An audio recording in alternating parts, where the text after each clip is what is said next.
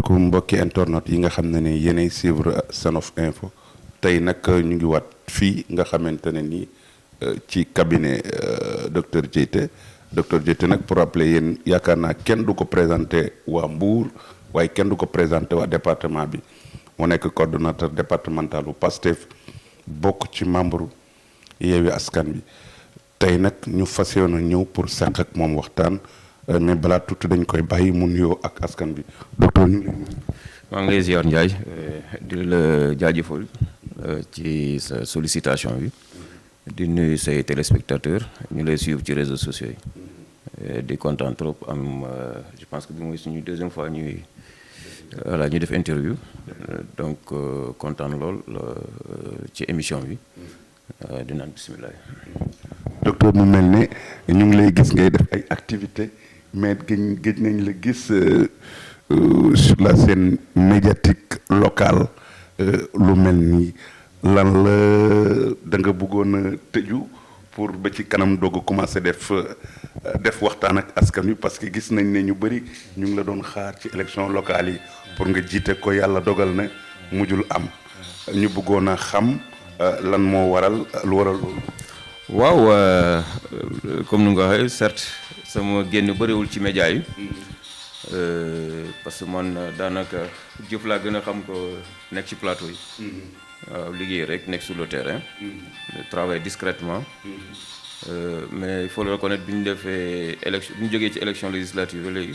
dañoo amoon benn temps boo xam ne dañ doon def suñu rapport.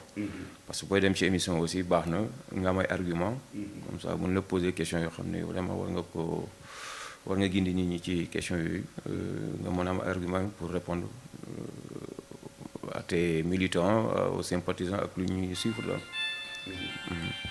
ñu gis ne yow mi nga xam ne yàlla dogal na nga nekk coordonnateur départemental u PASTEF est-ce que mën nañu xam ci biir département bi ndax fenn fu nekk rek PASTEF yow samp nga ko fa ñoo xamante ne cellules yoo xam ne ñu ngi koy liggéeyal ak fan la samp bi yem ci département.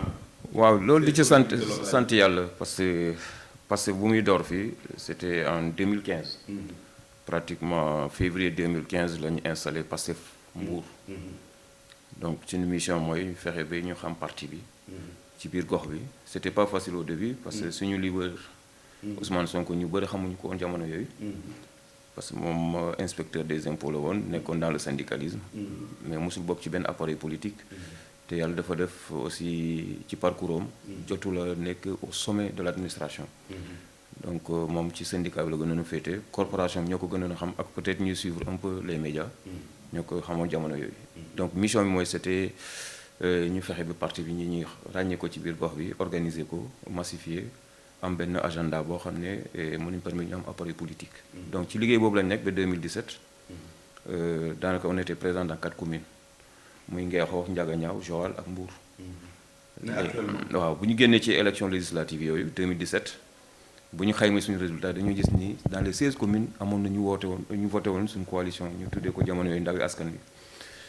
alors comment faire pour identifier ñooñu ñu voté foofu c'était la stratégie donc ñu fexe ba identifier quelques-uns ñu doon ñu gëmoon suñu programme voté ñu te mosuñu leen xam waaw ñu identifier ñu ci bëri ay jàngalekat la ñu woon. donc ci lañ profité organisé pour lancer mouvement national des enseignants patriotes fii Mbour en 2017 et depuis lors parti bi di gën a law ñoom aussi ñu fexe ba am seen appareil politique foofu installé seen cellule ba yàlla def section communale yi pratiquement ñu ci bëri taxawal nañ ko donc dans les 16 communes am nañ fa appareil politique am na yenn section communale ba léegi dañuy xaar liggéey bi gën a ñoŋ pour ñu lancer seen section communale donc moo ñu permettre en 2019 ñu am appareil politique bu ñu permettre ñu mën a dem ci présidentielle avec le président Ousmane Sonko. mu am benn docteur ñu dégmal ay élections législatives yi comme yàlla dogal na bokk la woon ci élections locales yi est-ce que mën nañu xam ndax docteur candidat la am déet. waaw di sant yàlla rek. bu ñu defee suñu assemblée générale ñu am ñu ci tànn parce que dañoo nekk ci coalition dañ ne parti bu nekk na choisir ses candidats yàlla def gars yi tabb le jeune Ousmane Sonko au responsable des jeunes du Mbour. mooy bu Pont Sarène moo nekk sama suppléant. Il y a madame Félicité Sarr moom ci ko mooy responsable jigéenu Pastef. ak suppléantam di madame Fatou Fall. moo nekk suñu trésorier départemental. Donc jot nañoo am ñaari rencontre ci coalition bi pour xool ñan la ñuy tàbb parce que Mbour léegi 4 députés lay am. donc ñaari góor ñaari jigéen lay doon. donc bu ñu toogee après gars yi conférence des leaders ñu ne nañ suspendre lépp luy négociation.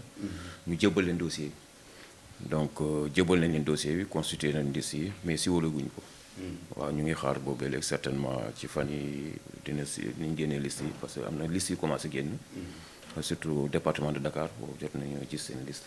donc certainement suñuy boss yi aussi dina ci topp pour sauver yàlla. est-ce que mën nañu xam ndax docteur pare na bu nga xamee bu ñu ko gars yi bu ko gars yi yóbbee. fi nga xam ne mooy pencum ndawi réew mi di assemblée nationale. pare na pour représenter Mbour dignement. bien sûr parce que député rôle mooy nekkal askan bi au niveau de l'Assemblée nationale. deuxième rôle mooy contrôler action gouvernementale. donc lépp lu gouvernement bi def député war na cee teg bët xam fu programme yi di jaar te ñoom ñooy voté budget. beneen bi mooy ñooy defar luwaay. donc rôle député loolu la ñetti poñ yooyu la. représenter askan bi. deuxième chose mooy nga contrôler action gouvernementale. troisième chose mooy voter les lois. donc man bi mooy sama deuxième candidature parce que 2017 man lañu jëloon fii comme candidat suñu coalition. donc cette fois-ci c'est ma deuxième expérience. donc je pense que ñu ngi sur la bonne voie incha allah. dañ ko mën a toogal askan bi lépp ñuy xam parce que assemblée 13e 12e législature gis nañ seen liggéey doyul askan bi parce que lu ñuy xaar ci député jour ñu. foofu laa bëggoon jëm sax. est-ce que jàpp nga ne 14e législature bi. lépp lu ñu doon xaar ci assemblée nationale yéen bu ngeen fa duggee di ngeen ko changé. waaw non ñun suñu dëkk bi soxlañ benn assemblée de rupture. parce que bu njëkk ba dañ doon suivre les débats à l'assemblée. mu doon débat yi kawe. waaw parce que ay kàngam ñi lañ tànn. ñoom bu ñu demee dañuy jouer seen rôle. gis nañ mais léegi lu am assemblée dafa doy waar. ay tësante nga koy gis ku yéeg di wax ñu saaga la di la yuuxu.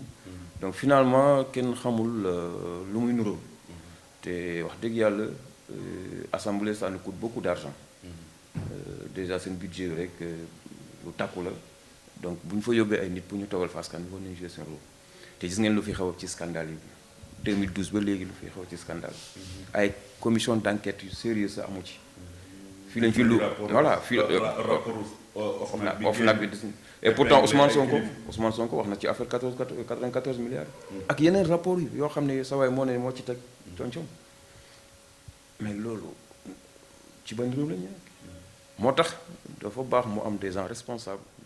ñu fay nekk di def ay commission d'enquête di jébbal yoon def liggéeyam parce que milliards yooyu ñuy jël di ko détourner am na feneen fu mu xëj gis ngeen dëkk bi nu mel waaw foo lamb ñi ñaa ngi jooy donc loolu baaxul ci réew mi donc moo tax moo yaakaar ni ak taxawaay bu ñu am parce que patriotes yi dañoo bokk ci coalition bi naan Yewwi Askan Wi te léegi ñaari entité yu am doole ñu ñëw ànd. foofu laa bëgg